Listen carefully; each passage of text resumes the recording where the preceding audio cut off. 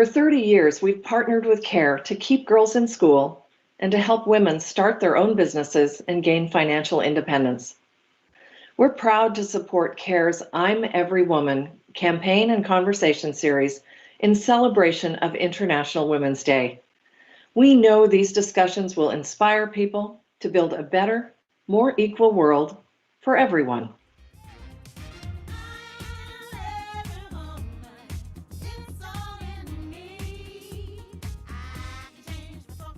Welcome, everyone. I'm thrilled to be with you today. On International Women's Day, we get a chance to celebrate every woman and girl, the leaders, the problem solvers, the protectors, the givers, and the change makers. Every week this month, CARE has hosted exciting and insightful talks with women and girls who show leadership and bravery in their lives and work. They remind us to celebrate the power of every woman and the collective strength that will lead us into a stronger, more equal future. You can join CARE in celebrating International Women's Day by tuning in for these talks, watching a remake of the anthem I'm Every Woman with Shaka Khan and Inda Menzel, and by sending a CARE package to support women around the world. CARE believes that access to quality education is a right of all children, yet millions of kids around the world have limited or no access to formal learning. Girls and young women are still more likely than their male counterparts to drop out of school before they finish their secondary education, even though evidence shows that education continues to be one of the most important things we can invest in. Currently, a staggering 743 million girls are out of school.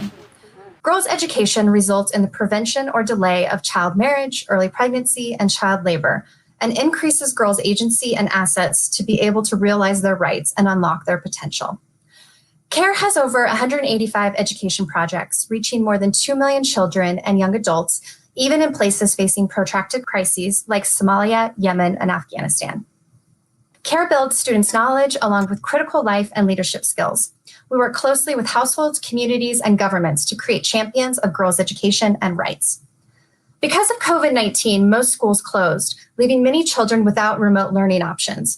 CARE immediately adapted its work and in partnership with governments and communities has worked to keep children and staff safe, provide remote learning options, and is now helping children return to school as safely and quickly as possible.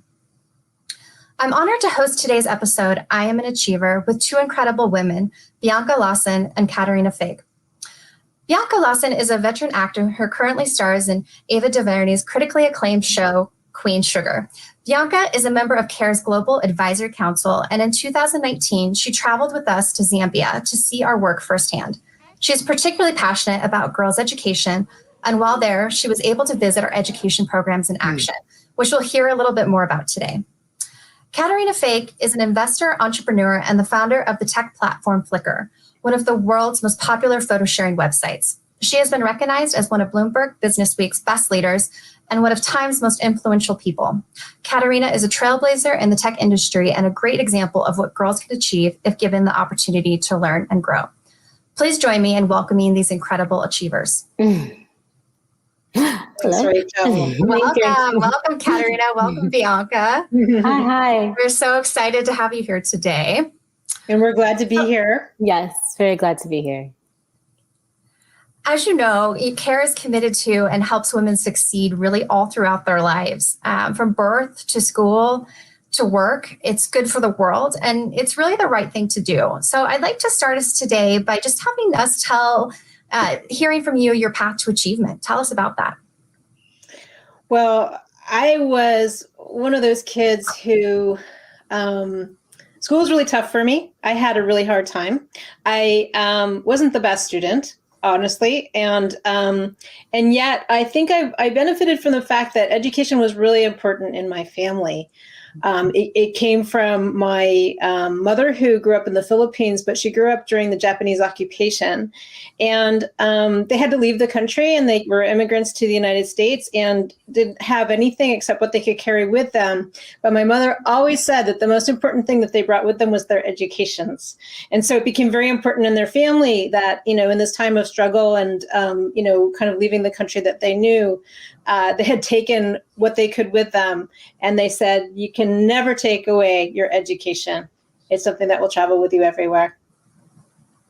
That's great to hear. I know that's the case with many of the students that we work with. When their parents are committed and they get involved, it makes that world of difference. Bianca, what about you? Tell us about your path. I mean, kind of sort of similar. I enjoyed school, but there were certain subjects that I felt maybe I didn't have like a natural gift for. But it was very important to my mom. And she felt that, education gives you opportunities, right? It gives you autonomy. It gives you financial independence. And the more you sort of know what your rights are, you can better advocate for yourself. And so it was very, very important to her. And also I loved books, right? I was like a book lover, very, very, very young. On all my weekends, I would just be like in my room reading. And so I think that sort of blended itself. And also I started working really young because I wanted to. And I think that sort of juxtaposition of going to work very young and having a very sort of demanding school curriculum that like I wasn't allowed to work if I didn't keep my grades up.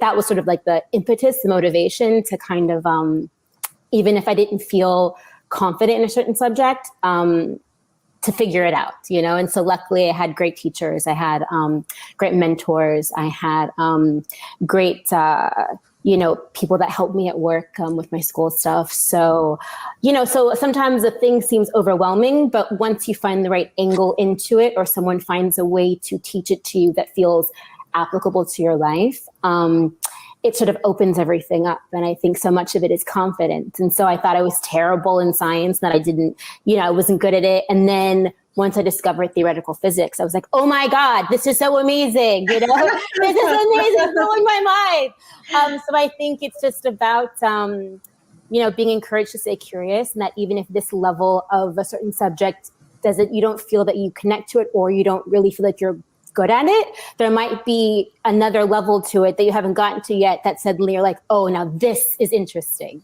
so sort of. Yeah.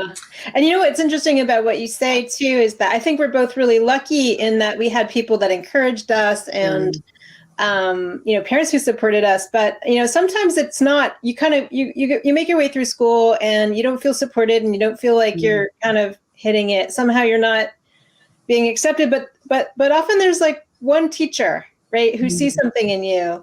And I remember my second grade teacher, her name was Mrs. Nepple.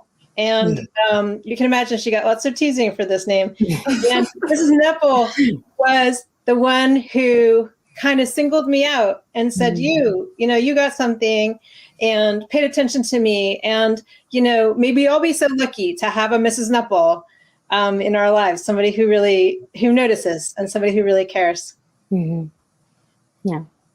Yeah, that's a great point.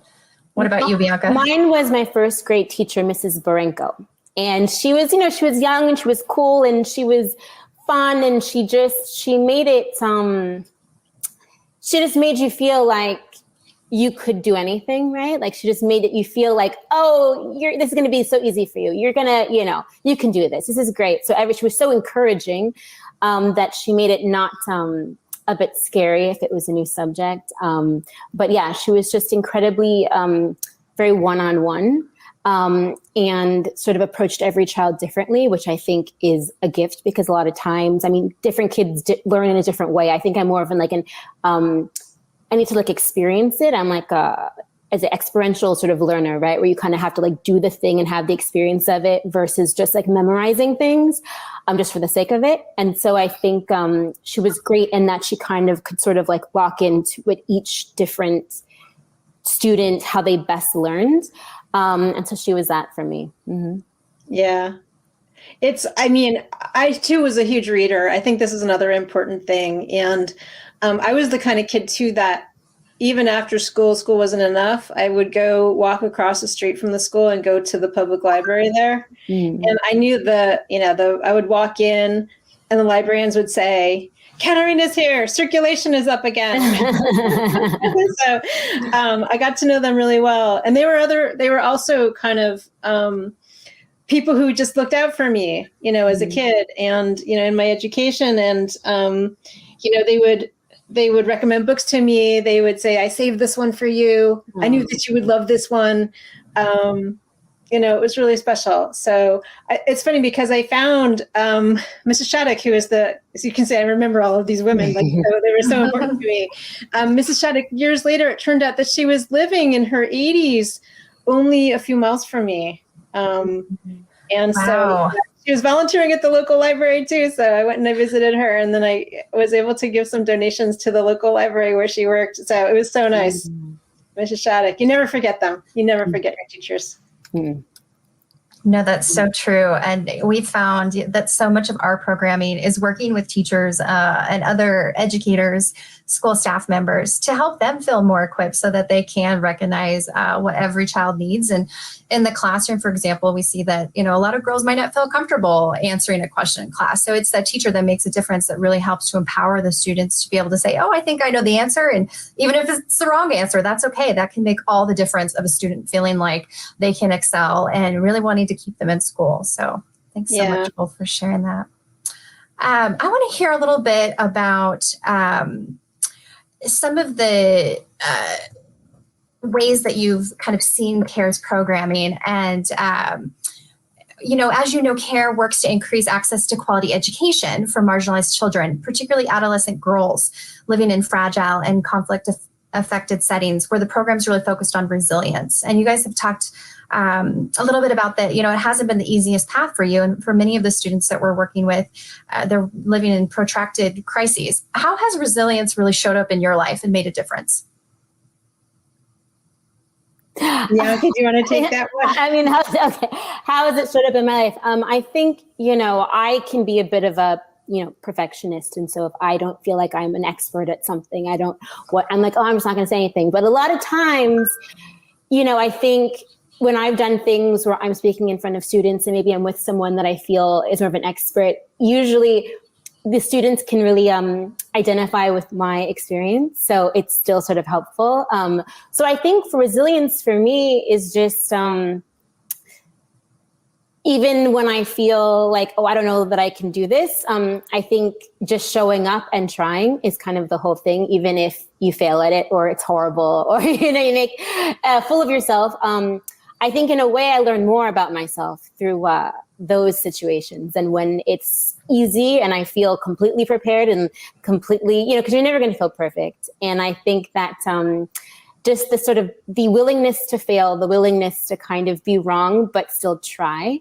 And I think each experience, you learn something valuable about yourself, about other people.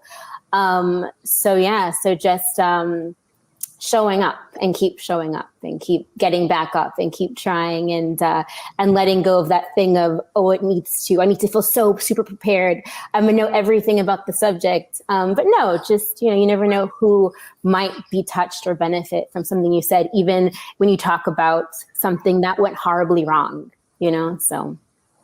What that made me think of is the just showing up.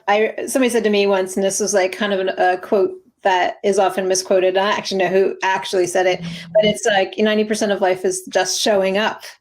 And it's true. And I actually kind of realized this when I was, frankly, getting terrible grades at school, terrible grades.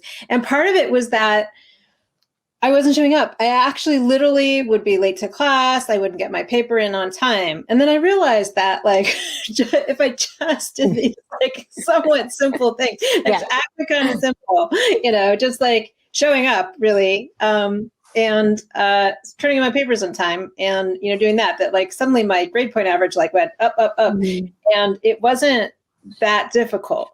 It wasn't that hard to pull it all together. And sometimes it seems as if one thing that I would say in terms of resilience is that along the same lines of making mistakes and continuing even after you're making mistakes is also being able to let go of something, right? And I think that, like you, Bianca, there's a streak of me that's like a perfectionist also, and I'll try really hard and I'll push really hard and I'll try to make this thing happen. And then at some point I'm so kind of stuck in this idea that this is the thing that I wanted to do and that I set out to do, that I won't let it go.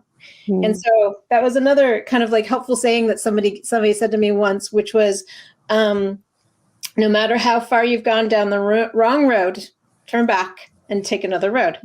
And so, sometimes that's the hardest thing, I think, is sometimes letting go of the thing that you thought you wanted to do, that turned out not to be the right path for you. So maybe that wasn't your mountain to climb, and there's another mountain somewhere waiting for you. I love that. And always about, what other options might be out there for you that maybe you didn't see. One of the things that we focus on here at CARE is, for many students, they have to drop out of school. And we've seen that with COVID. A lot of kids are having to drop out of school to go work or marry early. And so we really want to be able to be there and provide second options for them. Is there an accelerated education program that they can go through and then have an option to go back to school later on? If they can't go back to formal schooling, what are other options for them to get an education or learn some skills that might help them in their lives in different ways? So it's always about, thinking about, well, what other options might be there? Bianca, I want to hear a little bit more about, you were able to come with us to Zambia and you visited a CARE school. So can you tell us about some of the girls that you met and how education impacted their lives? Oh my goodness. I mean, these girls were extraordinary. And there was this one, it was like a school within the school, and it was all different ages. It was tiny little kids to teenage girls that had to drop out of school very early because of early pregnancies or family deaths or all kinds of things. And so basically, by the time that I went to visit, these kids had been in this one class for 1 month. And these girls could not read when they first got there, couldn't write, couldn't do anything. And literally 1 month later, they were standing in front of the class, reading in both English and their native language. And we were all crying because it was like, they were so nervous, but it was like extraordinary. And I thought, oh my God, like these girls, I mean, and they were so hungry for it. They were so happy to have the opportunity to do it, where I think like in America, a lot of times it's like forcing kids to go to school. But there it was like, they were just like so excited to be there and feeling like maybe that wasn't going to happen for them because they had to drop out very, very young for varying reasons. But these girls were so full of joy, so full of light, so loving. And really, there was a real feeling of community. I think that there can be a competitiveness sometimes. I don't want to make it a thing like, in America, but sometimes there can be this competitive, right? The competitiveness. And I think there it really felt like they were each other's allies and that there was no shame or embarrassment in what they didn't know. They were all helping each other. Meeting them made me feel like so immensely grateful and so immensely I should never complain about anything ever. And, because these girls, it's like they were some of them were walking 10 miles a day to school, or they would find an abandoned home on the road and just be kind of living there together with no adults, no nothing, going to the market, doing what they need to do to kind of help each other and support each other. It's just the sense of how much they were looking out for each other and how fearless they were, right? To kind of start from God knows what horrible, horrible situations, things that had happened to them, but to say, you know what, I have this opportunity now and I'm going to take it and I'm going to not be stuck in my fate or whatever, right? And so this one girl, I went to see her and her mom, and we were like, what do you want to do, after this? And she said that she would love to continue and go into college and become a doctor, and come back and help the other girls in her community. And her mom, he had never, gotten a chance to get an education, and she felt like this was her opportunity to kind of help everyone, and not just her mom or her sisters, but her entire community. And so just the sense of selflessness, I could cry talking about it, but they were amazing. They were amazing. Yeah, CARE does really great work, really great work. Mm-hmm. It's amazing, the stories. Mm-hmm. Thank you so much. And thanks for pointing out too, how it becomes, an effort of all of the girls supporting each other, but also their parents and their communities really coming together to say, we're committed to education for our children and for the children in our communities, and making more opportunities possible for them. And so we found that that's a core part of our programming. It's not just working with the individual students, but also working with the families and the communities as well, to make them really champions of education. And especially education for girls. Yeah, exactly. In some of the communities, it's actually, not as common for the girls to go to school. So really important. Yeah, exactly. There's a lot of just work that we're doing with the communities, just help, talk to them about what their values are around education for both their girls and their boys, and how we can work to make those equal. Caterina, I want to ask you, why do you think it's so important for girls to not just simply get an education, but to get an education and participate equally in the STEAM fields? What does the world gain with more women in STEAM, or lose with fewer? It's really the future. I mean, I really think that, in the world today, you really need to work in, when we say STEAM, science, technology, arts, math.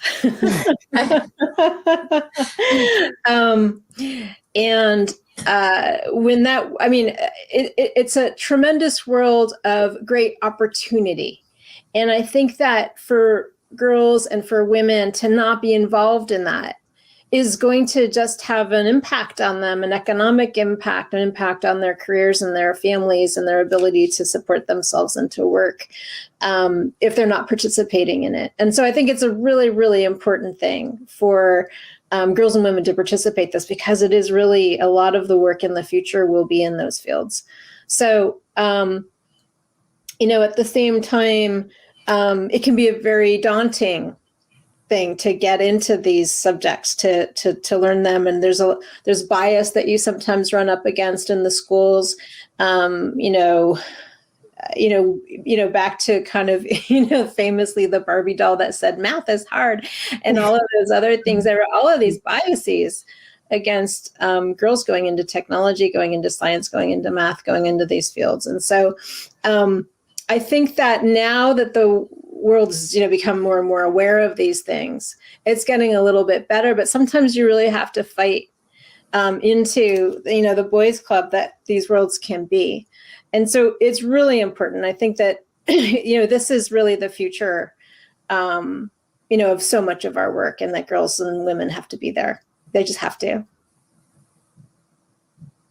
Thanks for that. I agree. We've been incorporating a lot of STEAM subjects into our programming, and it's exciting to see the girls just get more and more into it. And like you said, build their self-confidence and feel like this is a career path that they can take forward.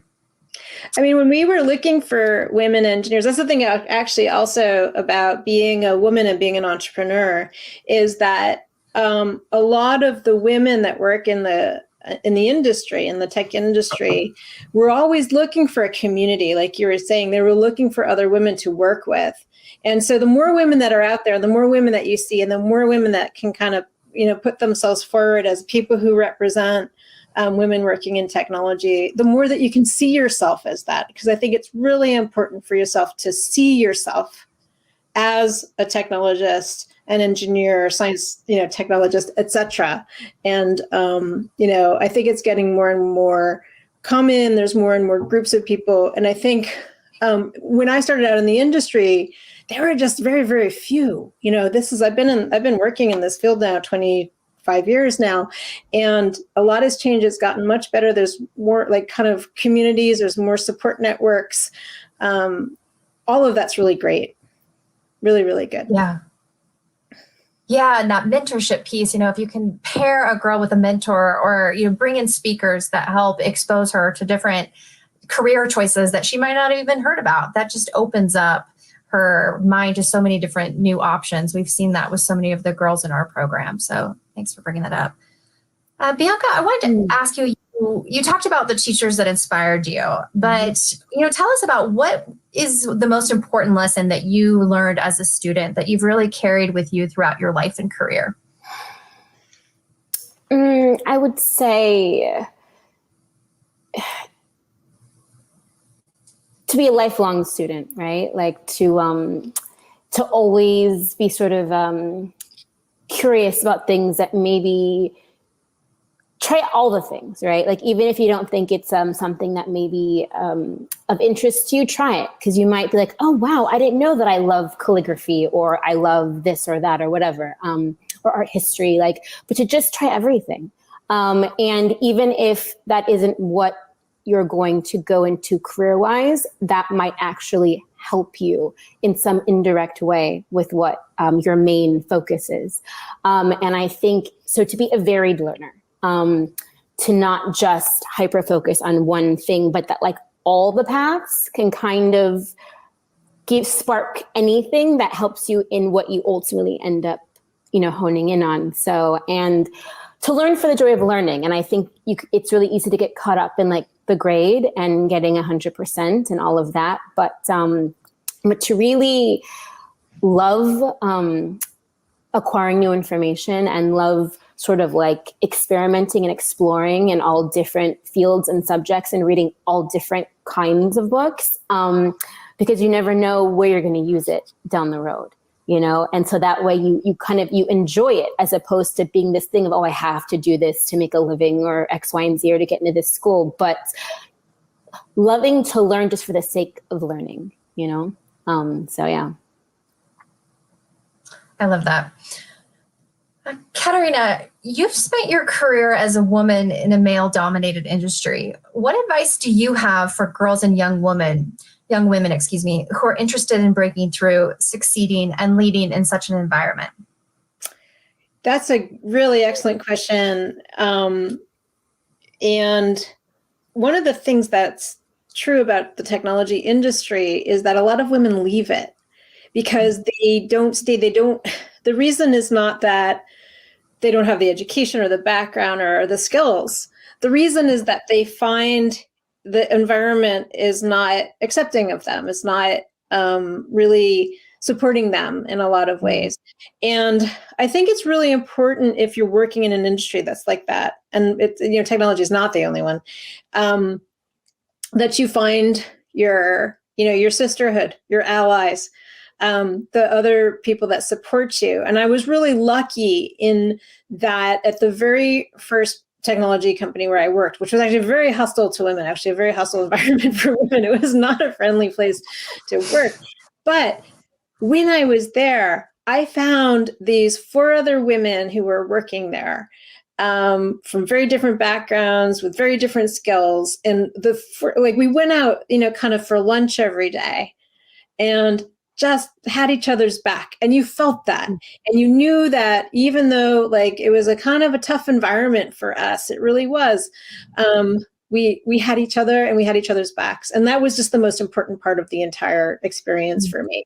All of us ended up leaving. We all ended up going to different places, but we all kept in touch and supported each other throughout our careers and are still in touch. So it's really, I think, so important to find your allies, your mentors, like you said before, but also your peers and your allies.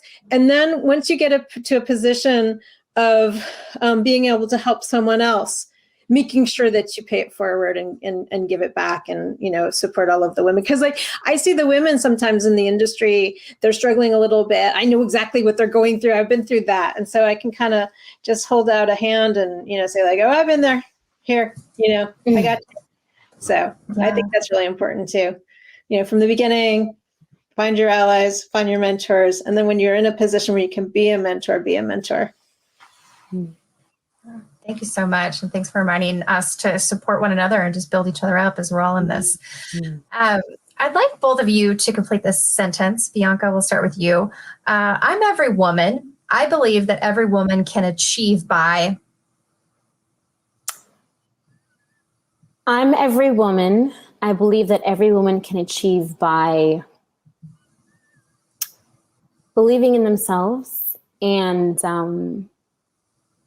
helping another sister out. Love it. Caterina. I'm every woman, and I believe every woman can achieve by being exactly who they are and emphasizing the special thing that they've got that nobody else has. Great. Thank you, Bianca. Thank you, Bianca and Caterina, for your continued support of girls in their future. Please visit care.org/everywoman to check out the remake of I'm Every Woman and send a care package to support women around the world who are standing up to build back a stronger future. Thank you all for joining us today as we seek a world of hope, inclusion, and social justice where poverty has been overcome and all people live with dignity and security.